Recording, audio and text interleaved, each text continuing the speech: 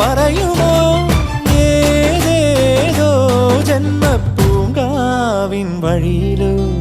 തേനിൻപം മൂളുന്ന വാനമ്പാടിയോ താരമ്പ് കണ്ണുള്ള നാണക്കാരിയോ നോക്കുമ്പം പൂക്കുന്ന പാരിജാതമോ ആരോ നീ അഴകേ ൂരും പേരും പറയാതെ ഉയിരിൽ നിറയും നീ ആരോ അതിരും അതിലും ഇല്ലാതെ കനവിൽ വളരും